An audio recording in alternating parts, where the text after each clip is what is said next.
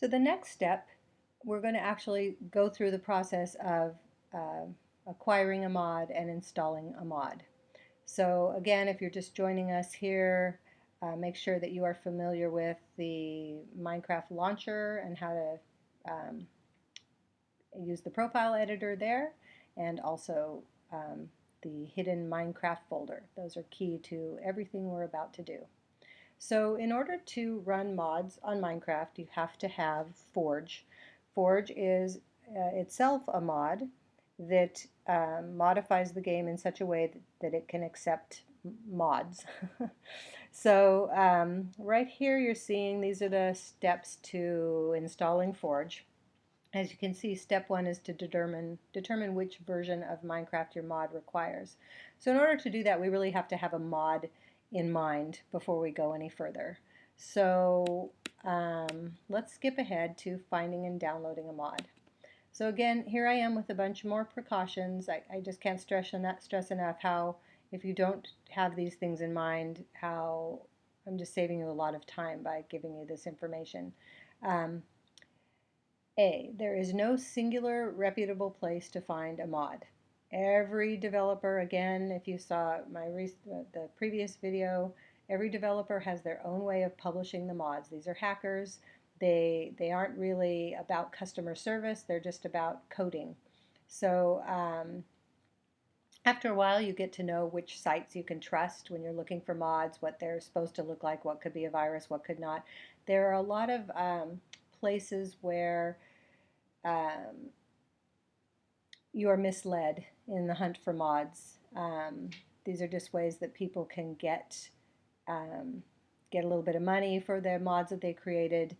So they post them on these ad-supported sites, and so there are lots of things on the ad-supported sites um, that look like they're mod downloads, but they're really ads. So I'm going to walk you through several examples of that so that you don't have the problems that could come up.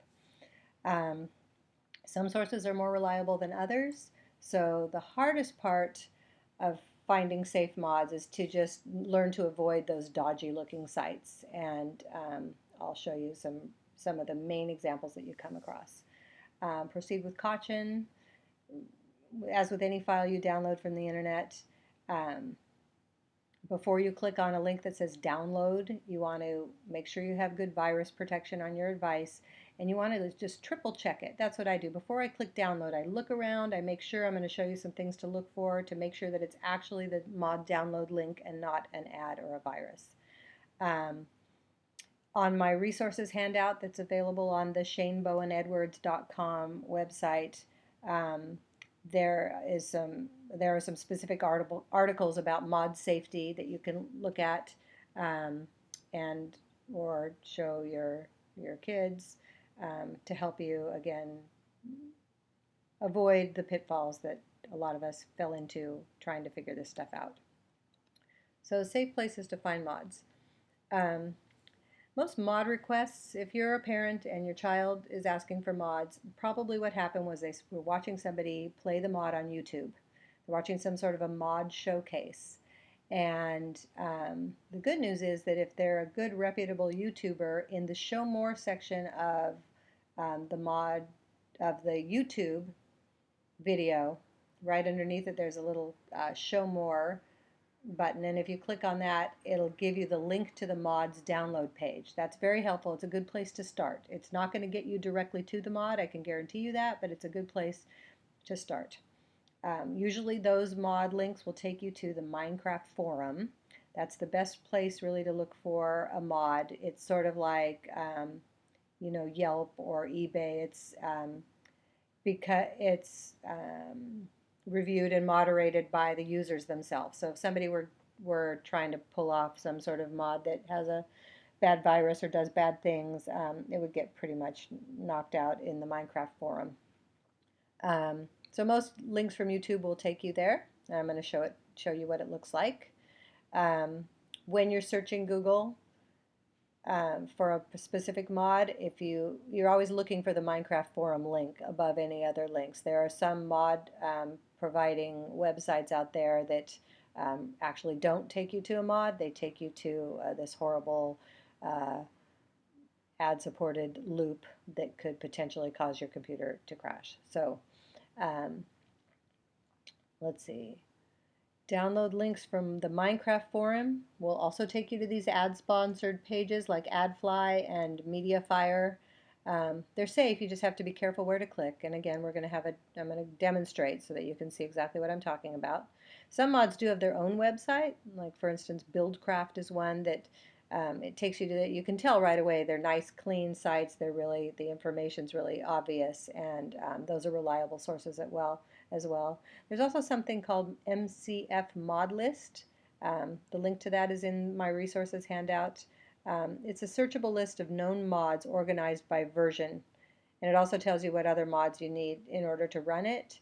And so if you know your kid's playing version 1.8 and they're like, what mods are available?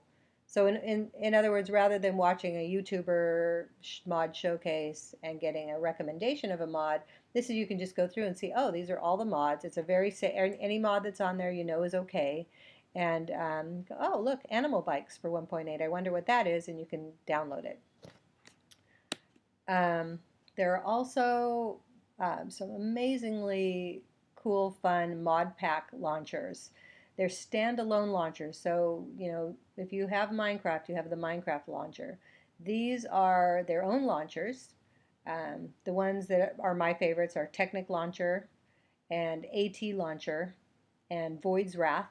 And again, I've got links to all of these directly to the download page of those on my resources handout. But these are ways to get somebody has put together mod packs. They've combined multiple mods. They're all going to work together. They're all for the same version. They make incredibly powerful packs. For instance, Tekkit is one that they've combined all the different technological redstone-oriented mods.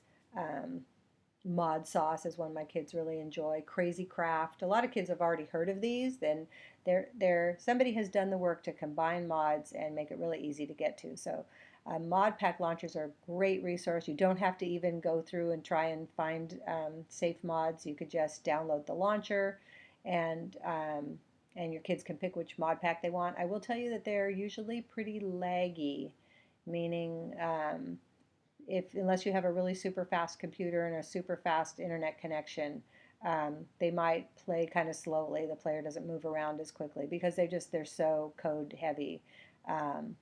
So some of them work better than others in terms of lagginess, but they're super fun, hours of entertainment.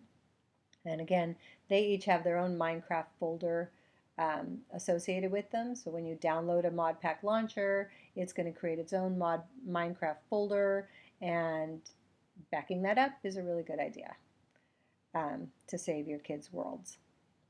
So anyway, everything that I just said, there's lots of information on my resources handout about that. Here's some good news. Before we start actually looking for a mod, I am making my own personal mod library available to anybody who's watching this presentation. So here it is. I've talked about it in previous segments. ShaneBowenEdwards.com, that's my son's name.